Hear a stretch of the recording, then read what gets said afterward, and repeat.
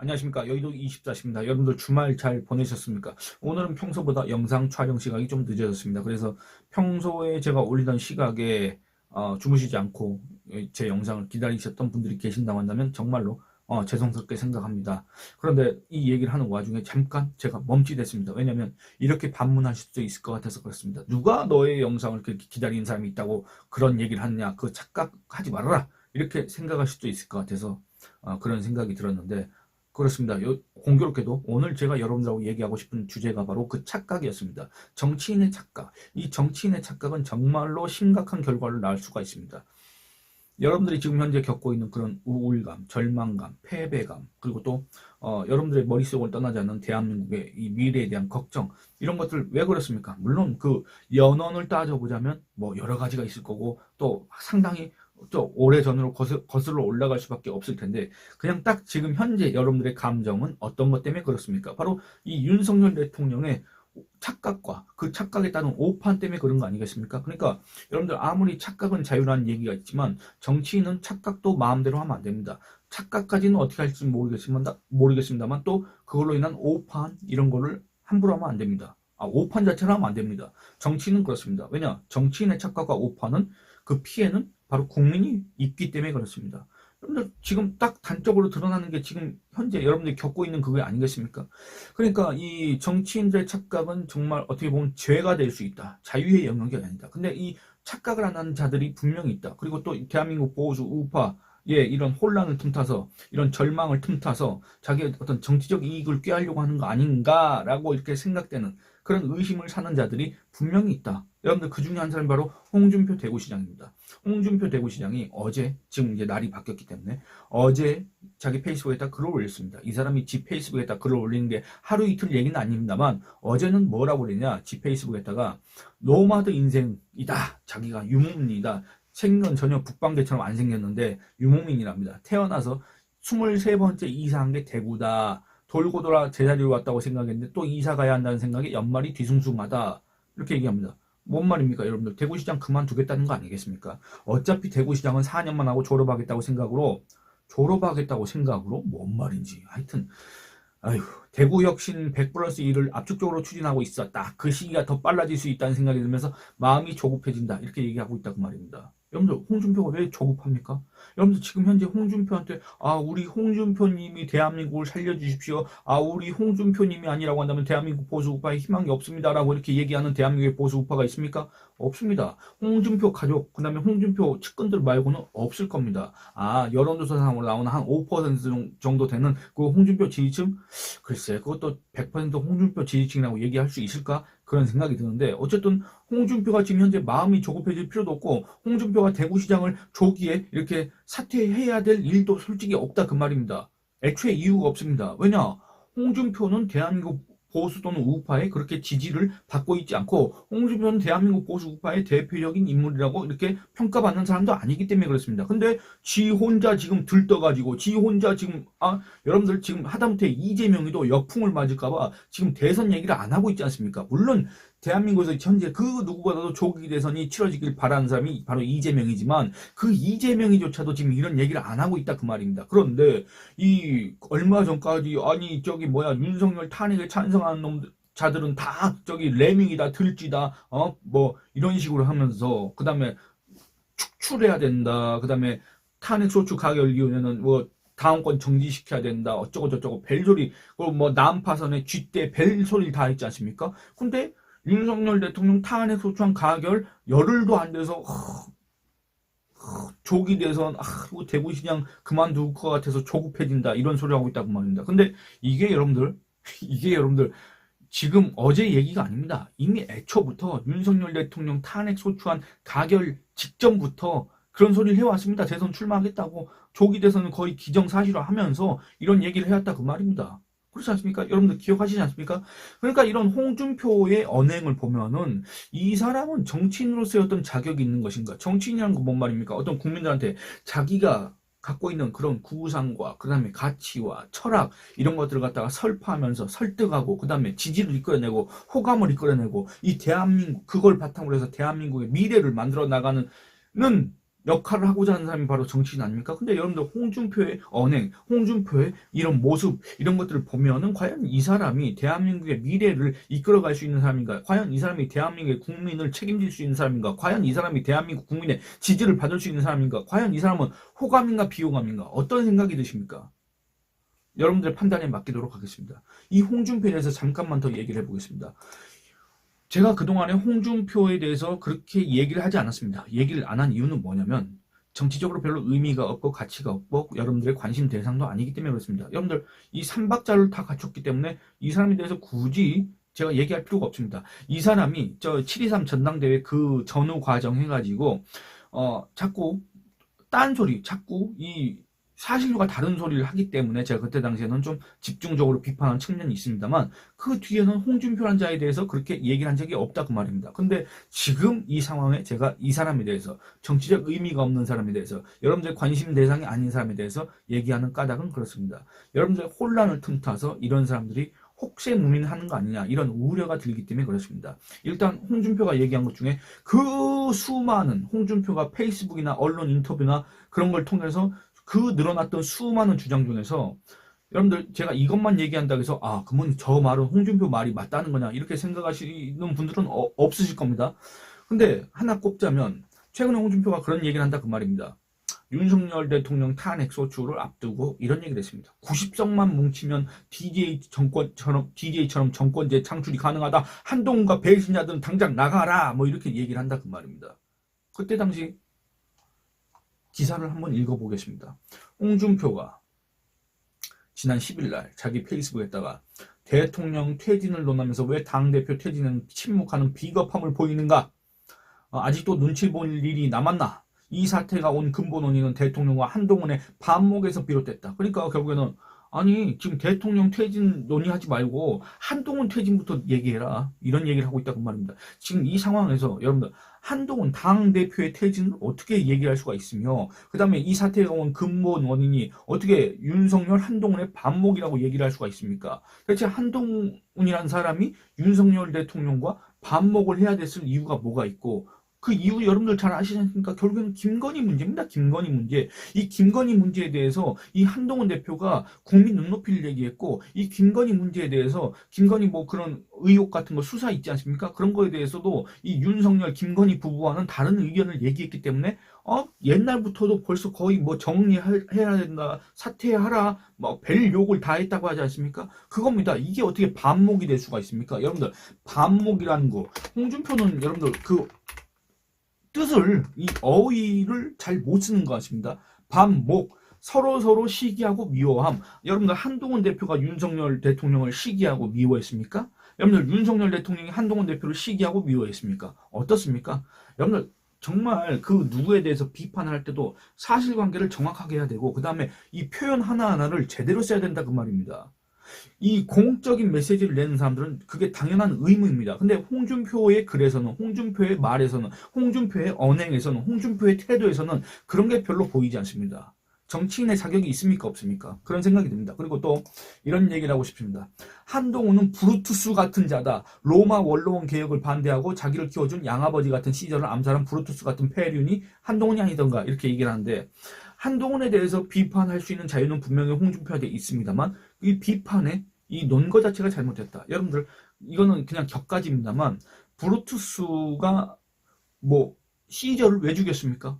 시저가 종신 독재관이 되고 그 다음에 이 황제 자리를 노리기 때문에 이 로마의 공화정을 제정으로 바꾸려고 했기 때문에 이 브루투스가 그 암살에 가담을 한 겁니다. 왜냐하면 이 브루투스의 조상이 누구냐면 로마가 왕정에서 공화정으로 바뀔 때 이 로마의 마지막 왕 이 폭군을 갖다가 제거하고 공화정으로 만드는데 기여한 일종의 공신이라고 해야 될까? 그 조상이 그렇기 때문에 그렇습니다. 물론 그 집안 내력도 있고 그 다음에 브루투스 자체의 생각도 아니 저 독재의 길로 나가서는 안 된다 그런 생각이 들었기 때문에 이 로마의 공화정을 지키고자 했기 때문에 로마 공화정의 핵심이 바로 이 원로원이지 않습니까? 지금 우리로 따지면 국회인데 이 시저가 여러분들 종신 독재관을 하면서 이 로마 원로원을 자기 마음대로 다 개편을 했습니다. 지금 홍준표는 그걸 갖다가 개혁이라고 하는지 모르겠습니다만 자기 마음대로 개편을 하고 자기 사람들 다 꽂아 넣습니다. 이 원로원이 그러니까 한마디로 이 시저의 거수기 역할만 하게 된 셈이다 그 말입니다. 그걸 바탕으로 해서 이제 시저가 이 자기가 이제 로마의 황제가 되겠다는 그런 이제 야심을 꿈꿨던 거 아니겠습니까? 그러니까 브루투스가 물론 도의적으로는 도덕적으로는 자기하고 개인적으로 친밀감, 친분이 있었던 시저를 죽인다는 거에 대해서 어떤 비판이 있을 수 있겠지만 이 사람이 갖고 있었던 어떤 대의에 대해서는 여러분들 비판할 수가 없습니다. 이것만 놓고 봐서는. 근데 제가 봤을 때는 홍준표는 역사도 잘 모르는 것 같고 국어도 잘 모르는 것 같은데 이런 소리를 하고 앉아있다 그 말입니다. 그래서 이 홍준표가 그 뒤에 뭐라 했냐면 한동훈과 레밍들은 모두 나가라 이렇게 얘기합니다. 한동훈과 레밍들은 누굽니까? 한동훈을 지지하는 국민의힘 당원과 지지층 7월 23일 한동훈을 국민의힘 당대표로 선출했던 국민의힘 당원과 지지층을 갖다가 레밍 들쥐다 들쥐 그 레밍 뭡니까? 앞에 우두머리 하나가 절벽 밑으로 뛰어내리면 무르르르 하고 다 뛰어내리는 한마디로 이 맹종하는 맹목적으로 추종하는 그런 사람들을 가리키는 거 아니겠습니까? 홍준표가 자기 당 당원과 지지층을 향해서 그런 얘기를 늘어놨다 그 말입니다. 그리고 또 뭐라 그랬냐?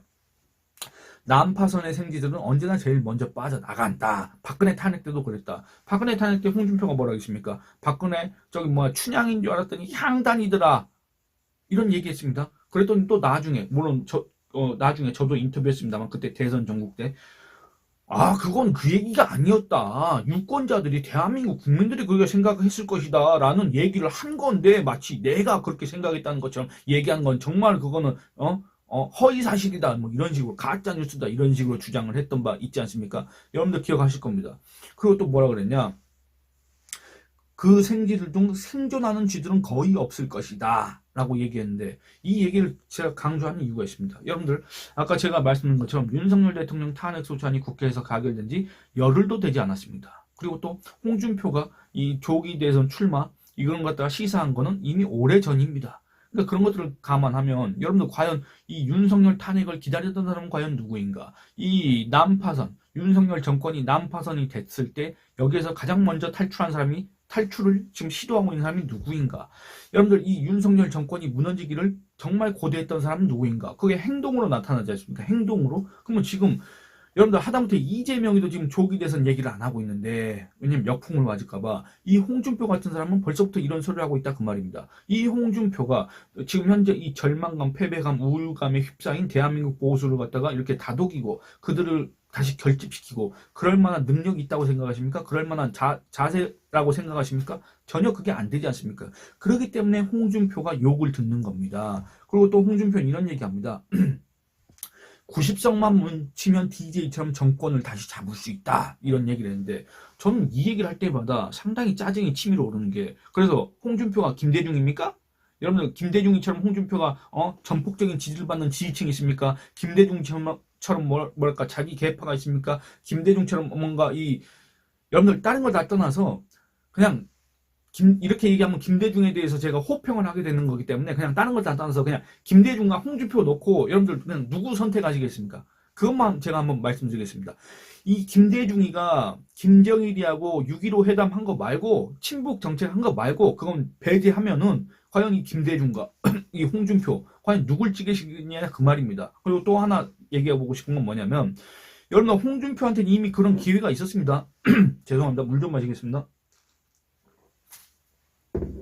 홍준표한테는 이미 그런 기회가 있었습니다. 언제 있었습니까? 여러분들 홍준표는 2017년 그 탄핵 이후에 치러진 조기 대선에서 자유한국당 대선 후보였지 않습니까? 그 자유한국당이 여러분들 의석이 90석이 넘었습니다.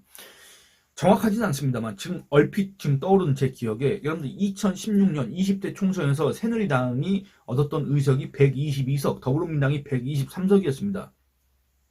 근데 이 122석 중에서 박근혜 대통령 탄핵 이후에 유승민, 김무성이가 이렇게 개보신당 만들어서 뛰쳐나갔지 않습니까? 그때 당시에 나갔던 자들이 한 31명 정도 될 겁니다. 31석이 날라갔지 않습니까?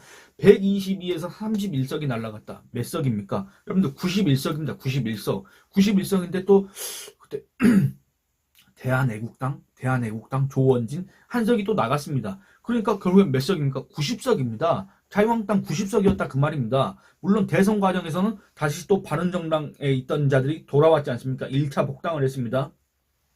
그때 아마 뭐 권성동, 주호영 뭐 이런 자들이 왔던 걸로 제가 기억을 하는데 어쨌든 91석보다 훨씬 더 많은 상태에서 대선을 치렀다 그 말입니다. 그런데 왜 정권 못 잡았습니까? 왜 정권 못 잡았습니까? 일단 기본적으로 홍준표가 이 말하는 것 자체가 틀려가 먹었기 때문에 그렇습니다. 왜냐, 홍준표는 DJ가 아니고 홍준표는 DJ처럼 지역 기반이 없었고 그 다음에 홍준표는 DJ처럼 뭐라 그래야 될까? 준비된 사람도 아니었고 그 다음에 결정적으로는 이 홍준표가 말하는 게 틀린 건 뭐냐면 제가 지난 영상에서 말씀드렸지만 DJ 옆엔 누가 있었습니까? 뒤엔 누가 있었습니까? 김종필, 박태준 이런 사람들이 있었다 그 말입니다. 여러분들 국민회의, 새정치 국민회의로만 정권을 잡은 거 아닙니다. 자민련이 있었습니다.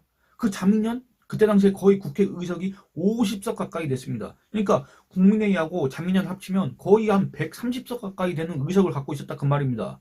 그리고 충청권, 그 다음에 그 영남 보수 표심을 갖고 있는 김종필, 그 다음에 호남, 그 다음에 이 수도권 호남 표심을 갖고 있는 김대중 이런 사람들이 손을 잡았는데 정권 잡습니까? 못 잡습니까? 그 와중에 이인재가 또 한 거의 17% 정도 까먹었지 않습니까? 그러니까 정권 잡습니까? 못 잡습니까? 이런 여러 가지 변수들이 다 종합적으로 작용돼서 DJ 정권이 가능했던 거지. 그냥 똘똘 뭉치면 90석만 있어도 가능하다. 이런 소리를 하는 자가 여러분들 우리 국민 앞에서 그 어떤 정치적인 견해를 갖다가 밝힐 수가 있겠습니까? 이런 기초적인 사실관계도 제대로 짚어내지 못하는 자가 어떻게 대선 후보가 되겠다고 이렇게 자처할 수 있냐 그 말입니다. 이런 사람이 어떻게 지금 이 대한민국 보수 우파의 대표 주자가 되려고 할 수가 있겠습니까? 자격이 있습니까? 실력이 있습니까? 글쎄, 그 어느 것도 없는 것 같은데. 그러니까 혼자만의 착각을 하고 있다. 그 혼자만의 착각을 하는 건 좋은데 이걸로 인해서 혼란을 가중시키고 이걸로 인해서 이 대한민국 보수 우파에 더 정신적인 피해를 준다고 한다면 홍준표는 그야말로 모르겠습니다. 이 사람이 애초에 그런 걸 생각하는 사람인지 아닌 사람인지 잘 모르겠습니다만 그야말로 역사적 오명을 쓸 수밖에 없다. 그런 생각이 듭니다. 그러니까 자기 자신에 대한 착각에서 좀 벗어났으면 좋겠다. 여러분들 대한민국 국민들은 그리고 대한민국의 보수 우파 지지층은 홍준표에 대해서 그렇게 호감을 나타내지 않습니다. 비호감입니다. 국민적인 거는 더 비호감입니다. 여러분들 만약에 홍준표가 이번 대선에서 그럴 일은 없을 것 같긴 합니다만 가정을 해서 홍준표가 대선 후보가 되지 않습니까? 그 득표율이 얼마나 될 것 같습니까? 저는 딱 그 정도 봅니다. 지금 현재 국민의힘의 지지율 그리고 또 2017년 당시에 이 홍준표의 득표율 그 정도 봅니다. 30% 미만. 여러분들 홍준표의 위치는 그렇다고 생각을 합니다. 여러분들 어떠실지 모르겠습니다. 여러분들 의견을 남겨주시기 바랍니다. 이 영상은 갑자기 이렇게 마치게 됐습니다만 갑자기 여러분들하고 이 얘기를 마치려고 하는 순간에 이런 얘기가 떠올랐습니다. 얼마 전에 박정훈 의원이 자기 페이스북에다 그런 글을 올렸습니다. 이 홍준표의 이중잣대 이런 거에 대해서 탄핵에 찬성한 오세훈은 그럴 만한 사정이 있었을 것이다. 근데 한동훈은 안 된다. 이런 얘기한 거 있지 않습니까? 그러니까 그때 당시에 박정훈 의원이 이런 얘기를 했습니다. 이런 병 X 같은 논리는 처음 본다. 이런 얘기를 했지 않습니까? 그러니까 홍준표가 얘기하는 거는 다 그런 논리가 이런 비판이 적용되지 않을까. 그러니까 홍준표는 어떤 주장을 하기 전에 그런 것들을 항상 먼저 생각을 해봐야 되지 않을까. 이런 정치적인 조언을 하고 싶습니다. 예, 여러분들 이 영상은 여기서 마치도록 하겠습니다. 댓글 후원을 해주신 분들한테 인사를 드리겠습니다. 추추님, 고경아님, 우민맘님, 김화선님 이렇게 댓글 후원을 해주셨습니다. 감사합니다. 여러분들 제가 한동안 여러분들한테 이 좋아요를 눌러달라는 부탁을 안 드렸습니다만 그래도 이제 다시 좋아요 눌러주시고 의견 많이 남겨주시고 그 다음에 영상 시청과 채널 구독 권유를 해주시길 부탁드리겠습니다. 예, 여러분들 감사합니다.